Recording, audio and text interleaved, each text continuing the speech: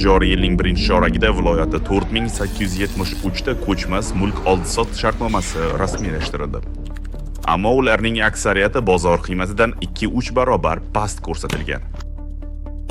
Bu to'g'ridan to'g'ri soliqdan qochish emasmi?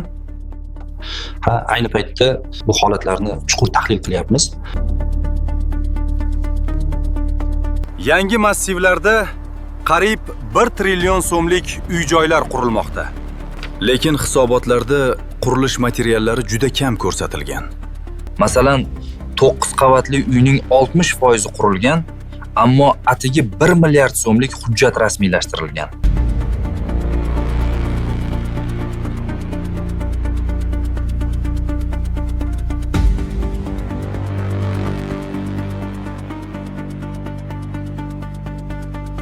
Bu esa materiallar kirim hujjatsiz naqd pulga olinayotganini ko'rsatadi. Demak, norasmiy yetkazib beruvchilar ham bor. Aynan ular soliq zanjirini buzmoqda. Nima qilish kerak? Nazoratni kuchaytiramiz, aqlli kameralardan foydalanamiz. Xullas, aniqlangan barcha norasmiy faoliyatlarni to'g'ri tushuntirish orqali qonuniylashtiramiz. Bular kor qilmasa, iloj yo'q, qonuniy chora ko'ramiz.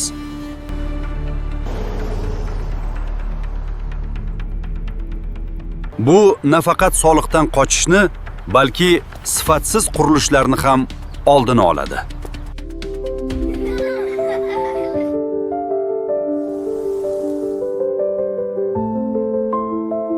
Adolatli soliq barqaror taraqqiyot kafolati.